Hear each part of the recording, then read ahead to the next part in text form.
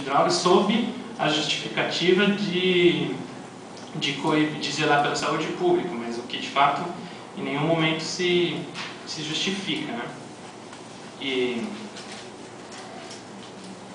aí, na nossa opinião, pela dificuldade e tal, os aspectos que a gente coloca aí na marcha do maconha também, em certa medida, mas que a gente coloca como duas questões que são fundamentais a gente pensar para propor um antiproibicionismo são, primeiro, a ingerência do Estado sobre a vida privada das pessoas, que é ilegítima nesse caso, ou seja, estamos numa sociedade que cada vez estimula a liberdade no consumo, a autogestão dos seus corpos, etc., mas veta um dos princípios básicos, que é a alimentação. Na prática, drogas são um alimento da mesma forma como você decide que alimento você coloca no seu corpo, se você assume os riscos de uma alimentação com alto potencial de colesterol, etc., você pode decidir que substância você faz uso no seu corpo, na medida, obviamente, que isso não afete a terceiros, né? Então, é muito conhecida a expressão de que o uso de drogas é um crime sem vítima, né? Você está elegendo o que você colocou no seu corpo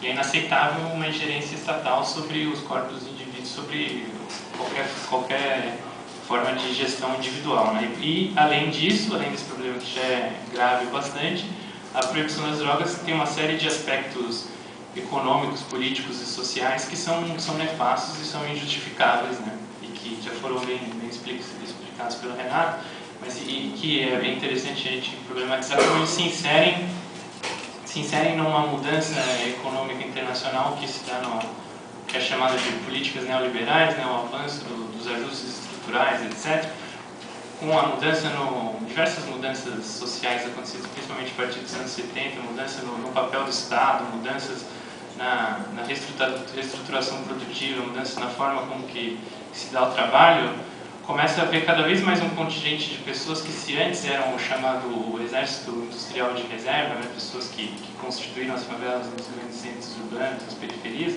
as pessoas constituíam um exército de reserva, pessoas que estavam ali disponíveis para repor o fluxo de trabalhadores nas indústrias e manter, inclusive, um patamar de salário. Com o tempo, com o aumento do desemprego estrutural, com o aumento da desigualdade, etc., as pessoas não são mais o exército de reserva, muitas vezes. As pessoas são sem utilidade para o sistema, né? E essas pessoas sem utilidade são o que o Bauman chama de consumidores falhos, né? As pessoas que não têm como consumir, nunca vão chegar nem a ser o exército de reserva, não vão ter como trabalhar. Essas pessoas não têm utilidade para o sistema, mas, por outro lado, elas precisam ser contidas, né? As pessoas apresentam um risco. E dentro dessa estratégia, a chamada criminalização da pobreza é uma das estratégias fundamentais, aquilo que o Lacan coloca como... ele lembra que o Pierre Bourdieu faz uma diferenciação entre a mão esquerda do Estado, né, que seria educação, previdência social, saúde, etc., e a mão direita do Estado, que é a mão do Estado penal, a mão repressiva. Né? Com esses ajustes neoliberais e estruturais, a mão esquerda do Estado é cada vez mais enfraquecida, né? Saúde pública, educação, etc.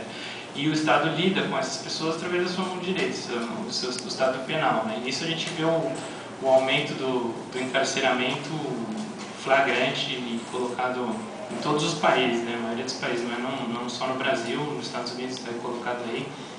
Nos Estados Unidos, com 2,5 milhões de pessoas presas, o Brasil num patamar cada vez mais crescente. E dentro da criminalização da pobreza, que não se dá, obviamente, só pela questão das drogas, o combate supostamente às drogas, mas a essas pessoas é feito sob a justificativa do uso de drogas. Nesse número que o Renato citou, cerca de 500 mil pessoas, 86 mil presos brasileiros são por conta de crimes relacionados às drogas, né? Um índice altíssimo. Então, se a gente está realmente preocupado com esses problemas, a gente está propondo alternativas, a gente precisa propor alternativas que, se não vão resolver, e aí a nossa argumentação é que, bom, se por um lado a gente não vê nas drogas o mal de todos os problemas da sociedade, a causa de todos os problemas, etc., também a gente não vê na legalização das drogas a salvação para todos os problemas do mundo. A gente não vai legalizar as drogas, acabar com a violência, acabar com a corrupção, acabar com a desigualdade, etc.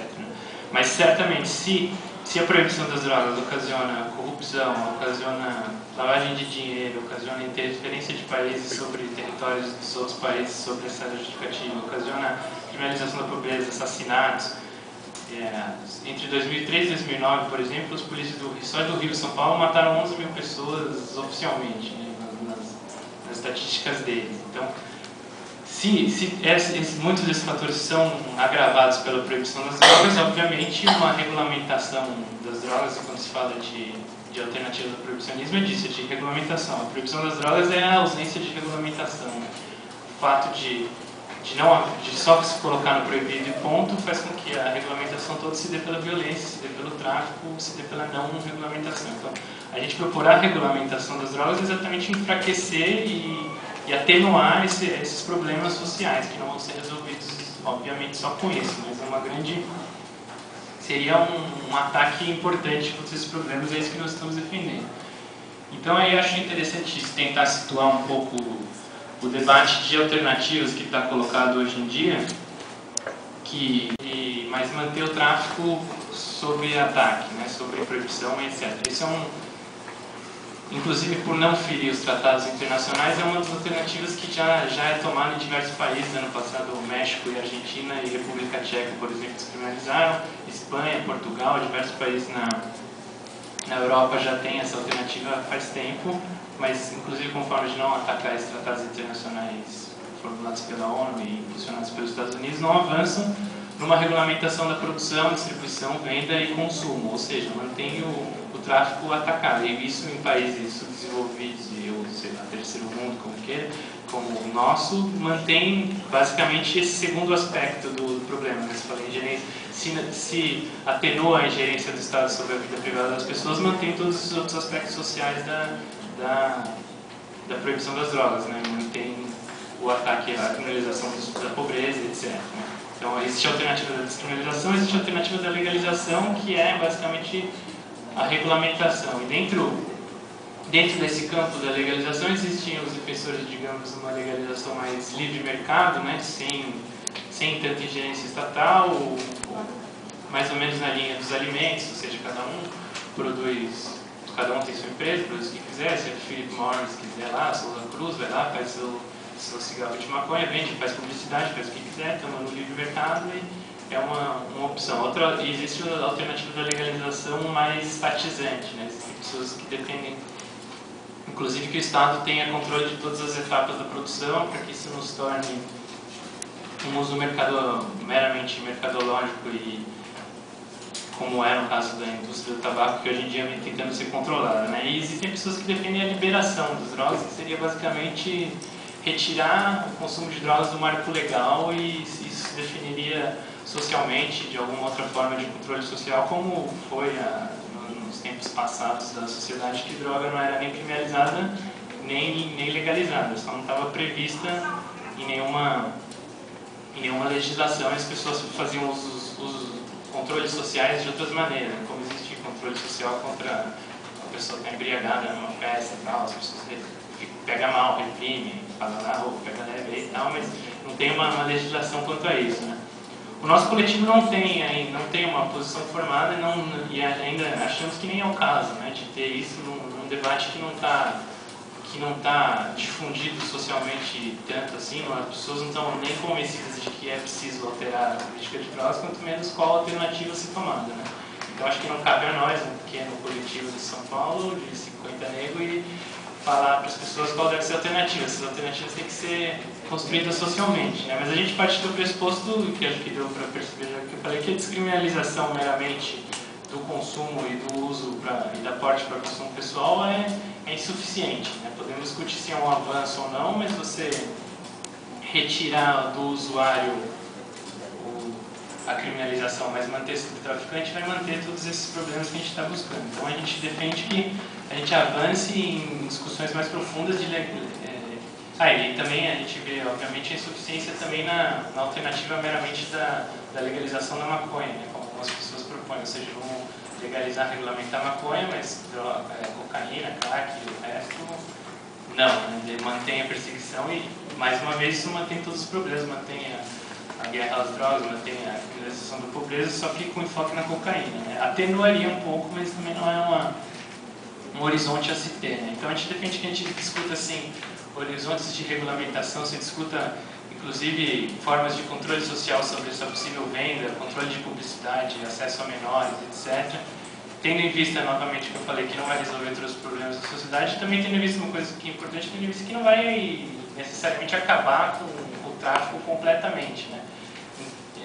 Na medida quanto mais menos restritiva for uma regulamentação, menos espaço para o tráfico vai haver, né? Quanto mais restritiva for, vai haver tráfico, mas inclusive como existe hoje contrabando de cigarro, contrabando de certas bebidas, uma espécie de tráfico, mas é irrelevante frente ao mercado legal, as pessoas vão acabar optando por uma coisa de qualidade, então isso vai ser atenuado. Então a gente defende esse debate para a gente caminhar, e estamos num momento internacional, inclusive, que começamos, acho que dá para sentir um avanço internacional, países, mesmo os Estados Unidos, que é o país grande impulsionador, hoje já permite maconha medicinal em 3 estados, né?